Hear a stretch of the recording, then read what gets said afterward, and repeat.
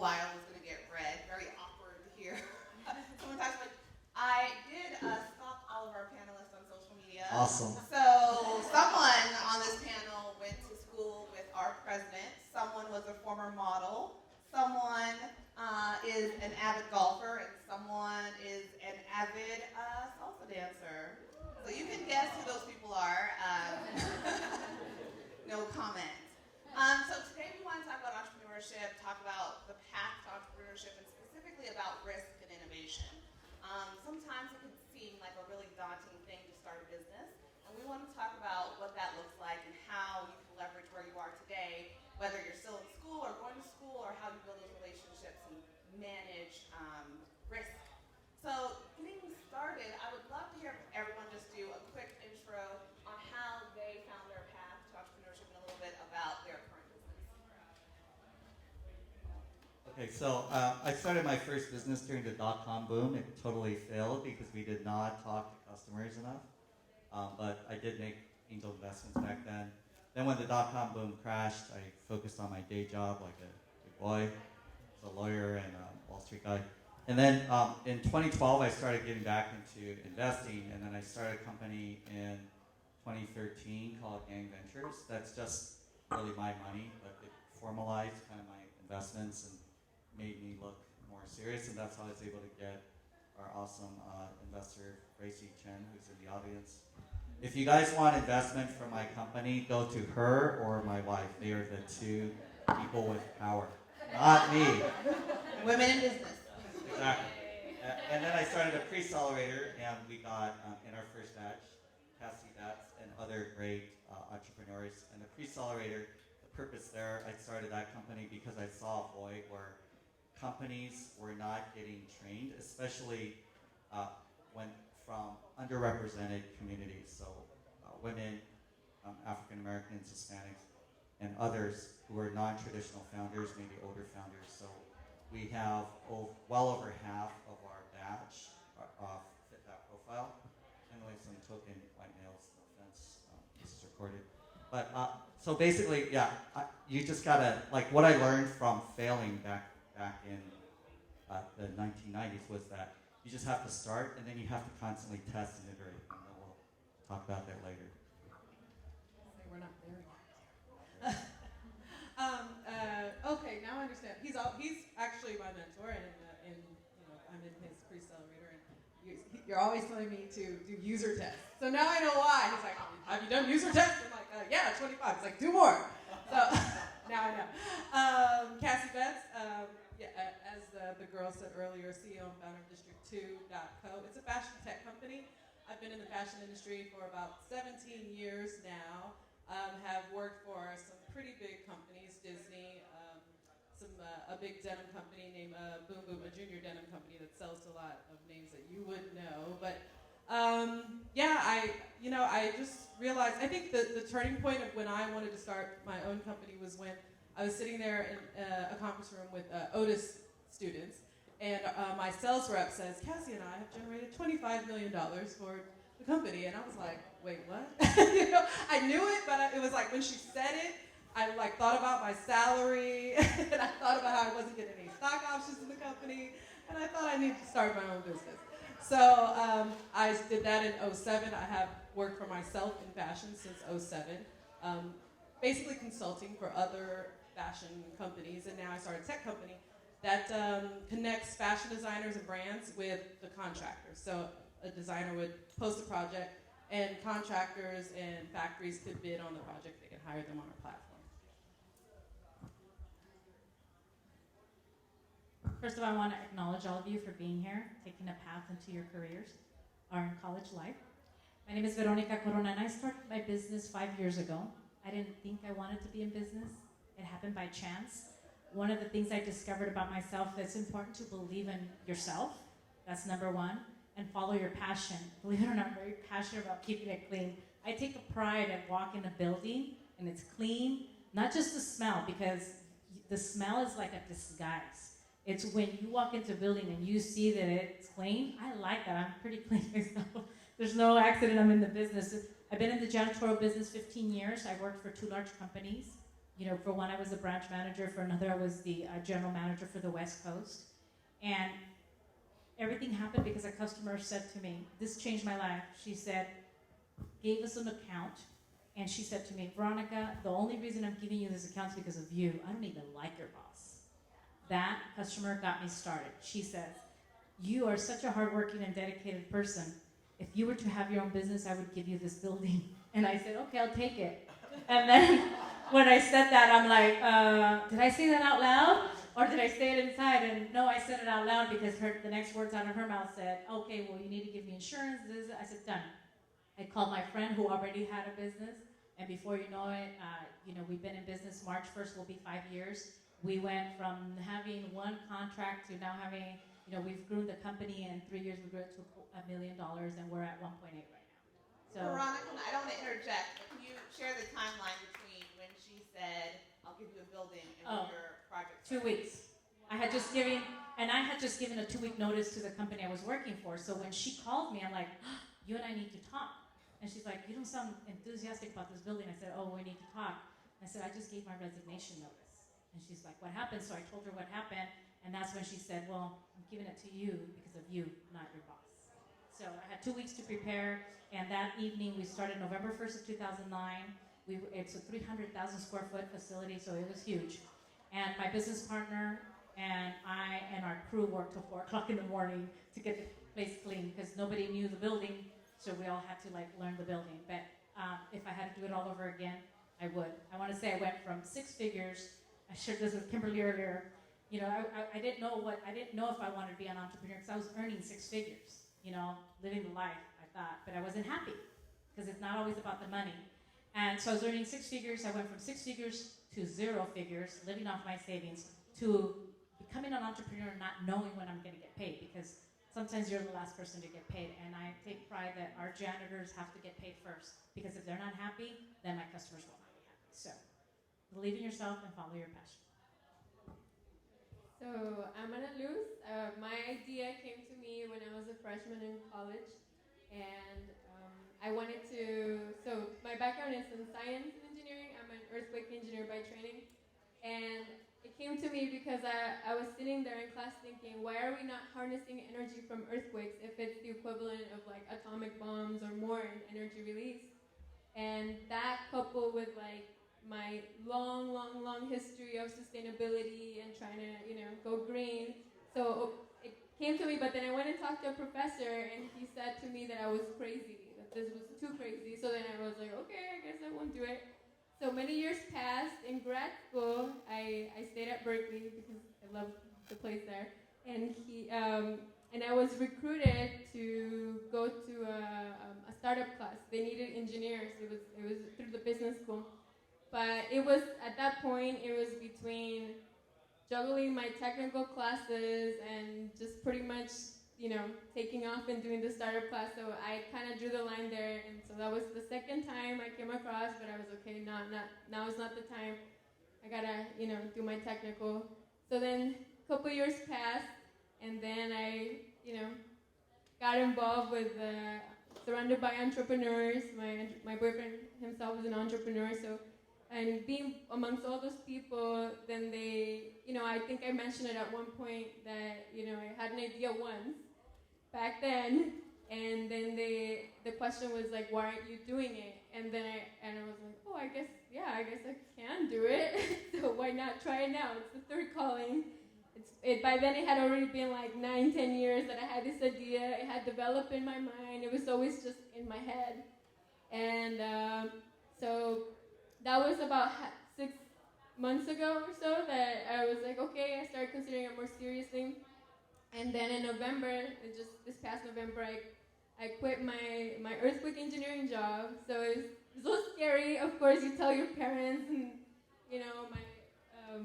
my parents are like, well, you made it. You're have your undergrad and 2 graduate degrees, and you're doing engineering. Why would you quit? I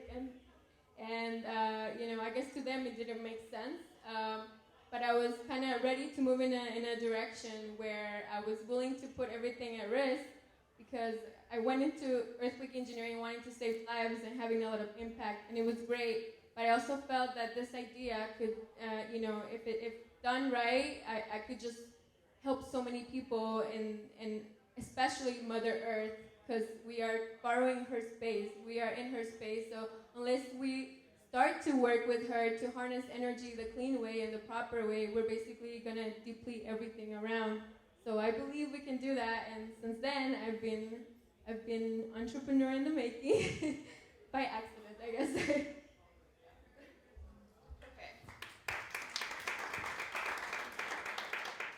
I think one of the reasons why a lot of people are intimidated about entrepreneurship is like being afraid of failure.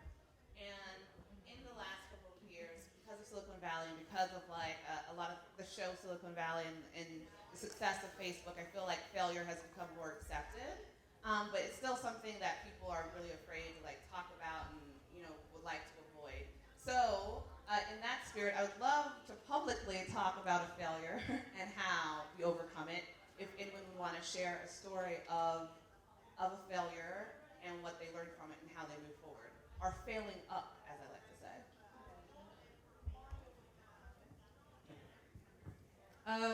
Okay, so when we did a soft beta launch of our website, or MVP, we call it in tech, minimum viable product, I would say it failed because people were like, okay, it's awesome, it looks amazing, what does it do? And we're like, okay, how do you not know what it does? So we spent $10,000 to build this platform that people didn't quite understand what it did. And now, like, working with Terrence, I realized we could have just met with a bunch of fashion designers, a bunch of factories, and people in the industry, showed them our graphic, our work before we even built it, and then we would have got feedback that way instead of building all of this and doing, because graphics, I think, is probably the most expensive part of, like, building your website. Designers are very expensive.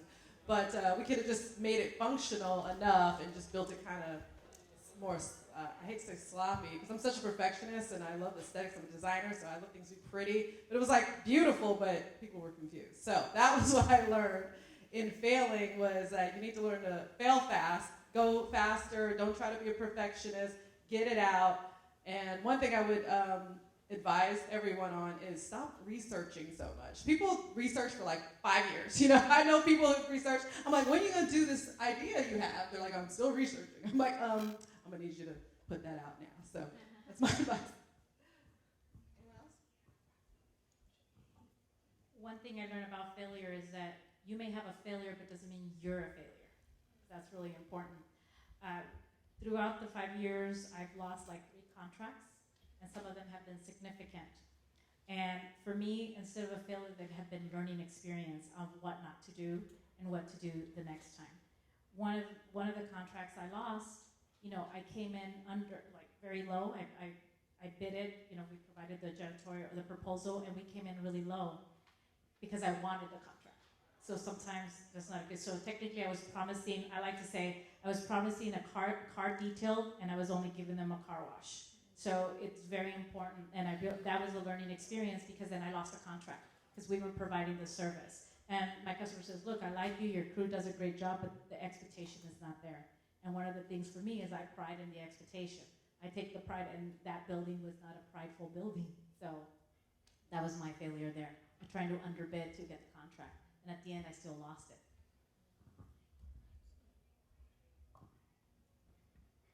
So as an investor, my failures are the big hits that I missed. So in 2012, I was at Y Combinator Demo Day, missed Instacart, Coinbase, BufferBox, all of which got acquired for tens of millions of dollars, or are worth, like in Instacart's case, $2 billion. So what I learned from that was I need to be much better at investing and just get used to some of the what I thought were ridiculous valuations, and focus on companies that were ideas that I hated, because that's all the ones that I hated that's the most that seem to do the best. And that's a common theme in investing, because just like your professor who said your idea was crazy, often there's something there. You could be crazy, but there's also a chance that what you're thinking of, nobody else is doing, nobody else is brave enough to try it, and that's where you need to look a lot of times.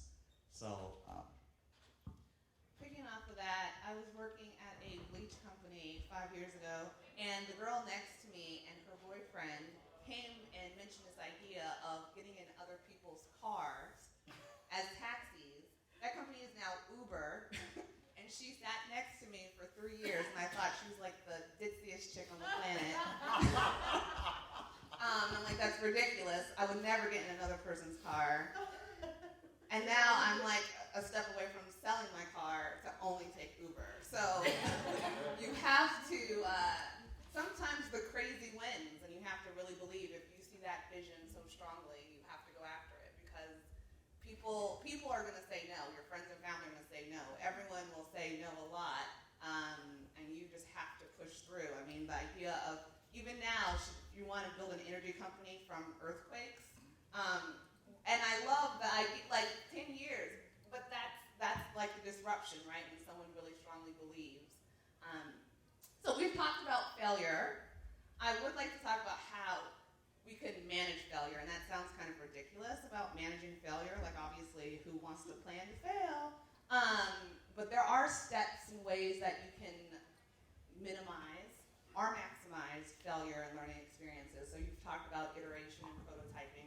Let's talk a little bit more about how you fail fast, but how you develop that learning cycle, the feedback loop, et cetera. I think you have to look at being an entrepreneur as like a science. Like, everyone had science class where you had a science project and you did all these experiments and you took the data and, oh, that experiment failed, that experiment failed. And that's, I think, how you have to look at entrepreneurialism. You're going to fail, but like little failures, and that's actually getting closer to your success. The more failures you have, the closer you are to getting that success. And I think if you look at it that way, then it's not so scary. Yeah, to emphasize on that is embracing failure, being comfortable with the idea of failing. So I'm going into it knowing that, at some point we're going to have to start over, work with different materials. At some point we're going to break something, and something might burn at some point. Something's going to happen, and you already kind of expect it. So, what I tell my co-founders is, well, necessity is the mother of innovation. So it's not about the many times that we have to redo things and trial and error, but it's rather that we have a mission in that we're trying to deliver something. We're creating a new type of renewable energy. So we can't just, give up on the first go. So that's how I approach it.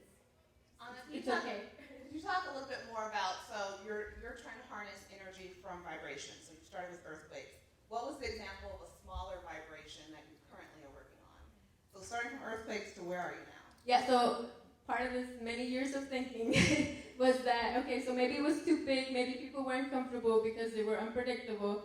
So I do have an idea with earthquakes, because you can, if you can record earthquakes on the opposite side of the earth, you can also harness that energy even from the other side of the earth. So it doesn't have to happen right next to you, because energy gets transferred to the interior.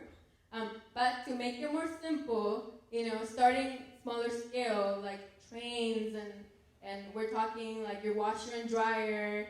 So, if how you think of solar panels, so the equivalent, but in your foundation, a vibration panel, that can tap into energy that you're on your daily basis. Whatever, I think of it as wasted energy. So if we can tap into that. So it's simplifying the problem and remembering your end goal. So you don't have to, make it happen on the first go. If it does, great. But you can also try to simplify the problem and, maybe own the market in that smaller spectrum. And then once it kind of lays the foundation for building your research and development and all that stuff. And then eventually you do get to tackle the big thing, which for me would be to harness the energy from earthquakes. So for me, I would say, as an investor, you want to do a little bit of research or come up with an idea of what will work, and then make a small bet pretty quickly. And the equivalent of that as an entrepreneur is you want to kind of come up with an idea, build the bare minimum, and then test it right away. So if you can run fast, cheap tests, you will have a bunch of failures, hopefully a couple successes, and that'll point you in the right direction. Perfect. One of the trends in entrepreneurship are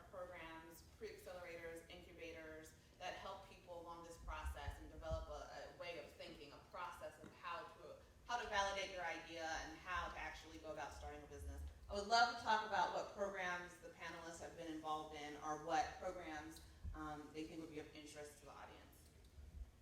Sure. So I started a pre-accelerator, which basically what that is you come to our program, which is free, unlike all the other programs that are out there that charge thousands of dollars or at least hundreds of dollars per founder. And we help you apply to accelerators, which are like startup schools, like Y Combinator, and in the LA area, there are at least 3 or 4 really good ones. Start Engine, the Disney Accelerator run by Techstars in Burbank. And accelerators often give you money. So a pre-accelerator often doesn't give you money. An accelerator often will take you for 6 months or 7 months, and then will give you $50,000 to $100,000.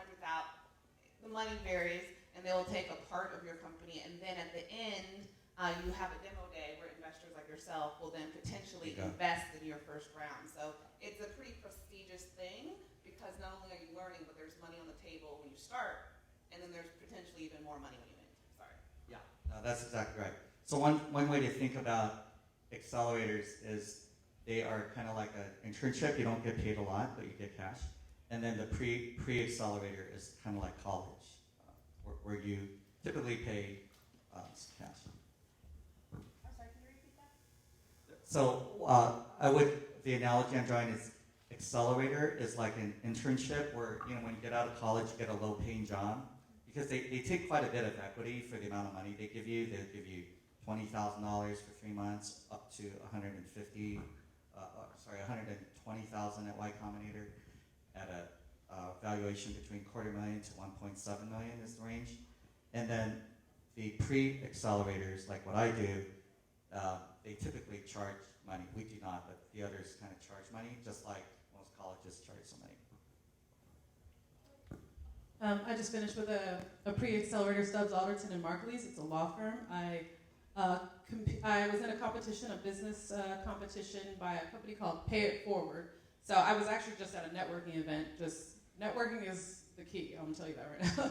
I was at a networking event, and I saw this booth, and they said, if you win, you get $7,000 in legal advice from this prestigious law firm that represents like Beats by Dre and Chanel and some of the top companies. So we won that, and then I started doing pitch competitions, and I won a few pitch competitions, and one the prize was to meet Terrence, which is funny. I think he hated my idea in the beginning. He told me no. I mean, just flat out no.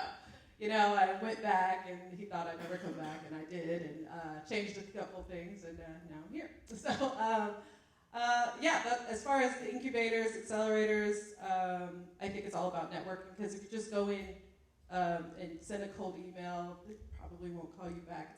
It's highly unlikely. It's all about being introduced. So that's why it's so good to be in a pre-accelerator like with Terrence and the others that my company's involved in, because they can make introductions directly.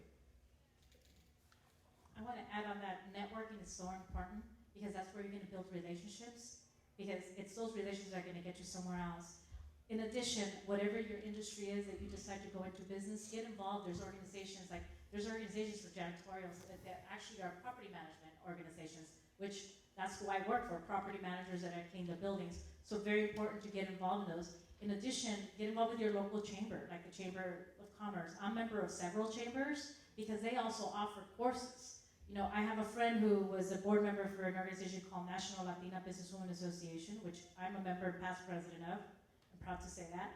And she invited me to a program they had called Business Management Academy. And at first I was like, I don't know if I want to go 6 weeks. I have to invest my time and money and everything. And, at that time I had just started the business. I didn't even know if I wanted to be in business. And sometimes you have to pay. And they charged me $75. I'm like, oh my God, $75 for 6 weeks each. I don't know how I'm going to do this. Maybe I just won't go grocery shopping. Because I was now on a budget. Remember, I started a business. Well, no, it was $75 for the 6 weeks. So there's programs out there. And let me tell you, that program changed my life, because, that program showed me how to do a business plan. I started a business. I didn't have a business plan.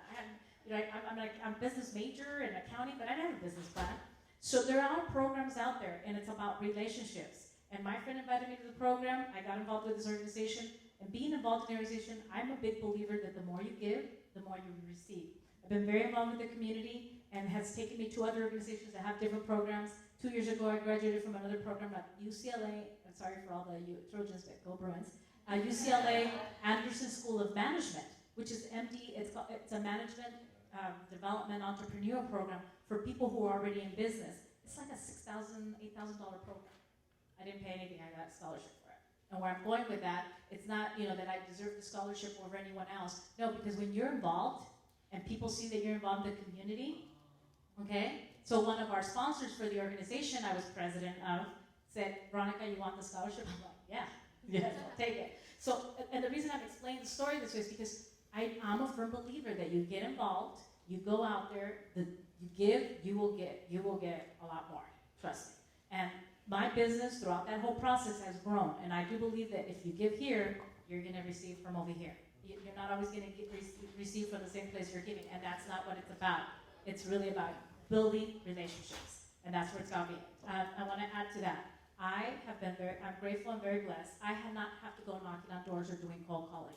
My business has grown referral based. Everything has been relationships and referrals. So that's the way to go. But last thing, really fast addition is that it's as simple as just going to entrepreneurship events in your area. You can always find out, and you start going to those, you start learning. There you'll meet people, and also as simple as just buying books. So one of my favorite ones is 0 to 1 by Peter Thiel. I've been reading it, it's great, and there's other books out there by like Ben Horowitz. So if you don't have maybe the time in your schedule to go in the evenings for entrepreneurship panels or entrepreneurship events on weekends, then you can start with Peter Thiel's 0 to 1 or Ben Horowitz, The Hard Thing About Hard Things, and venture deals. There's a bunch of stuff out there. But, like they were saying, really emphasizing on the networking. But, not even think about networking it by itself, but just building friendships with other people, because you just never know when at some point in your life, they're just going to come to you. Like one of my co-founders, he was one of my residents when I was an RA in grad school. And, my other co-founder, we went to school together, and I saw him again in industry, and one day we were just having a conversation, and he's like, can I join you? And I'm like, all right. So, and other people have come to me that now that I know what I'm doing from other points in my life, and they're like, how can we help? So, like I said, build a lot of friendships, help people out, go out of your way to help them out and see how you can improve their lives in whatever little way, and they will remember, and at some point in the future, they might introduce you to other people, or they might even decide to join forces at some point, So, think about it. Building off of that, I will say that, specifically if you're going after a tech startup, that having a co-founder and having a team is so incredibly important. Going into a lot of pre-accelerators and accelerators, you often cannot apply or get in as a solo founder, and they don't want you to be like Joe Blow off the street, like proving that these are classmates, that you know how to work together. Because a lot of success in startups is managing people and managing expectations when things go wrong. So saying that, like, I've worked with, even if it's just school, I've worked with, my co-founder for 4 years, and we've done these things. It makes proof when you go and talk to an investor that we can actually pull this off. So these relationships are really important. I stalked your Twitter. Was that a good transition? But you had just, you wrote an article on Medium, and it was talking about 5 lessons learned about entrepreneurship, and one of the things was about networking. And I feel like people think networking is like shake a hand, meet a friend, but you mentioned how you met. Well, why don't you go ahead and talk about it? Sure. So I met a couple of founders that I actually invested in through social media. So the first was Larry Sanger. He's one of the 2 founders of Wikipedia, and I ended up becoming his first investor, his main advisor even today, and I'm on his board. So this was back about 2 years ago. He posted a question on Quora saying, I'm the founder of Wikipedia, I really am, but I have a question because I'm out here in flyover country, Columbus, Ohio, and I'm kind of out of the startup scene. I don't want to do a for-profit startup. Do I need a technical co-founder? So I was at dinner with my wife, remember I told you about the 2 decision makers, Gracie, and she's the other one. So I have no power. So anyway, I said, honey, we need to go home right now. I need to answer this question. She's like, what? Like, you're on Quora all the time. Like, this is our alone time. It's like, no, this is different because it's the Wikipedia co-founder. I want to have a good answer and be very fast. And so I spent a lot of time kind of writing it and writing something short and relevant. And my whole hope was to get into discussion with him, initially online, because he's not going to just private message me initially. So it's kind of like fishing, right? You're kind of casting this line out, and you kind of hope that he's going to bite. And he did, and we ended up, I'm like, oh, so if you have any questions, please contact me through direct message on Quora, just like direct message on Twitter. He did that, then we talked some more, and I was like, oh, let's switch to email, because, I'm not always on Quora, which was not quite true. And then we started doing I'm like, oh, why don't we do like a phone call or video chat? And I was trying to meet him in person because I wanted to see if he was for real, and I wanted him to see that I was honest and helpful and, very diligent. And so basically I'd be like, okay, so maybe I'll come up to Columbus to see you. But at this point we're kind of very friendly and talking all the time about his startup ideas. And what I did was and I'll just wrap up real quick. He wouldn't come to California because he didn't like it. I didn't want to go to Columbus because it was like minus 14 degrees. I mean, who the heck wants to? No offense to anybody, but it was too cold. And then my wife and I got asked by friends of friends to go to Vegas so that I could judge startup weekends. So I said, well, let's go to Vegas. And I said, hey, Larry, why don't you go to Vegas? We can meet there. I know you don't like LA, but flights to Vegas are always cheap, right? Because they want you to gamble. He goes, my mom's in Vegas. And I'm like, as an Asian American man, I must say, you have to be a good son. You must go to listen, see your mom. So we ended up having dinner and lunch a bunch of times and got to trust each other, and then started doing deals. We've all talked about networking. I would love to ask your tips on how do you actually maintain relationships. I feel like a lot of people know how to send an email or tweet the first time, but you might find it difficult to figure out how to move it to the next step of trust. So if any of you guys have tips on how do you actually maintain a relationship? We maintain with social media. I think it's so important. Newsletters, letting people know what you're doing. They receive it. They reply back to the newsletters. People that you can't reach out to everybody. I mean, my newsletter, my contact list is over 5,000 people. I've been networking for a very long time. I always know I was going to do something, and I approve everyone on Facebook.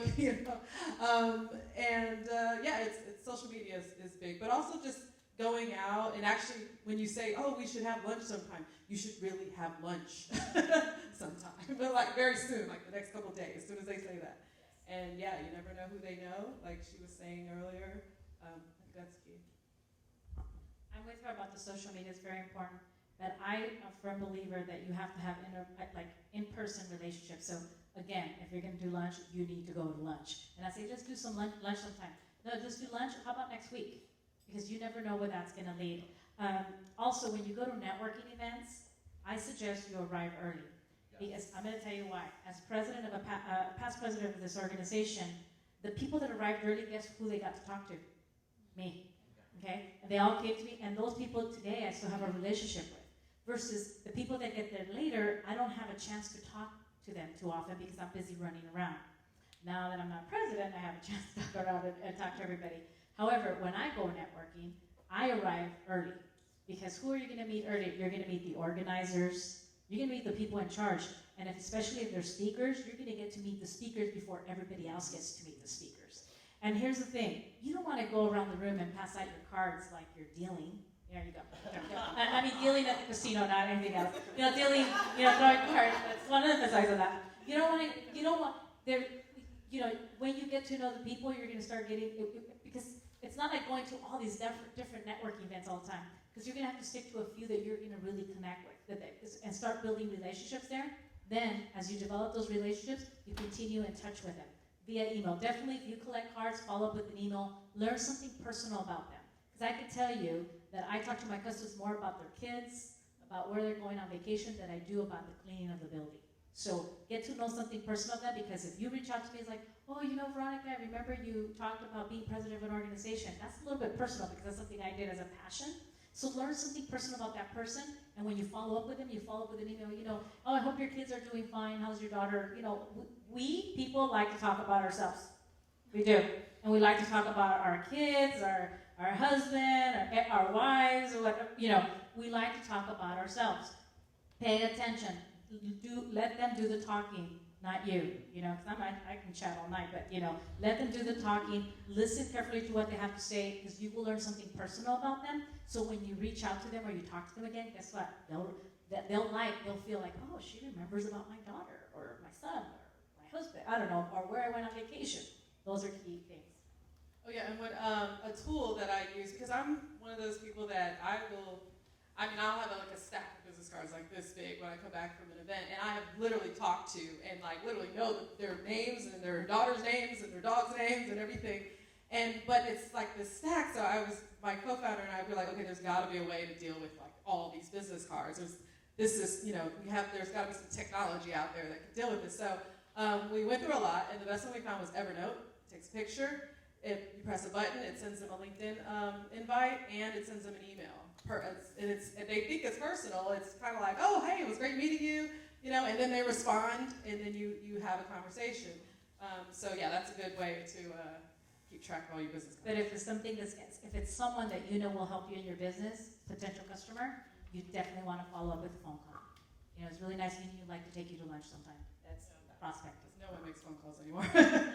So we have 2 minutes. I would like everyone to have a chance to give their last words. This is whatever free form, whatever you want to talk about. About 45 seconds each. Ooh. Now. So the book you mentioned, 0 to 1, basically they talk about first principles, and you want to look at what really matters, right? Whether it's startups or what do you know that other people don't know.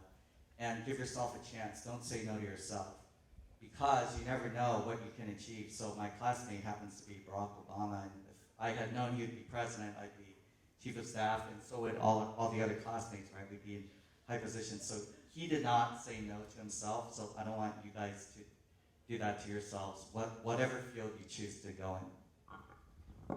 Yeah, just you being here is half the battle. You obviously are looking to advance your life, your career, whatever you're thinking of doing with your life. I think a mentor, we can have more than one mentor. A lot of people, they're like, God, how many mentors do you have, Cassie? I don't even know. I think it's like 25. I have no idea. It's just people that will have lunch. They answer the phone when I call. When I'm like, okay, this is serious. I really need you to look over my financial projections. You need people that are smarter than you, that have already been there and done that. Not like people that are the same level saying, no, girl, that's not what you should do. That's not who you listen to. You listen to people who have invested money in startups that have won, and lost. You learn a lot from that. You have to just surround yourself with people who are also on the same path as you. My dad always used to say, dime con quién andas y te diré quién eres. Tell me the company you keep, and I will tell you who you are.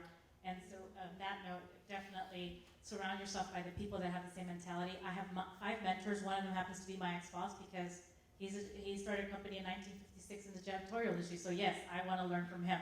And most importantly, believe in yourself and follow that passion that you have. And relationships. That's what it's about. I would add that you don't have to be an expert in something to build a company. At some point I had the frustration, maybe I don't know if it was for being an engineer, that, now I have to go do a PhD in maybe electrical engineering because my earthquake engineering maybe isn't enough. Maybe I have to go get an MBA because I don't know anything about business. And I learned in the process you don't. That's why the whole purpose of having co-founders. One of my co-founders is finishing his PhD. He's good at building technology. My other co-founder has a lot of project management experience. He's good at that. I'm the one with the crazy ideas and, the one that's willing to take the risk and go talk to random people about what I do. So we're all good at something, and I feel if you find a good set of people, you can make it happen. And again, the other things that you didn't learn in school, you can still learn on your own. I'm learning a lot of business, from the books I was telling you guys about, a lot of things about business, and I don't even have to go do an MBA, or I'm learning other things that things like when I was an RA or when I ran for Senate in school, when I did all this other stuff, all those random things come back at some point, and it has been training in the making. So you can do it. It's not like, oh, I'm not ready. So there's always, you can make it happen, So believe in yourself. Well, thank you so much. I would like to challenge all of you. All of our Twitter handles were on the program, so if you want to follow up with us, that could be one action step from today. But thank you so much. I'm sure many of the speakers will be around afterwards for questions.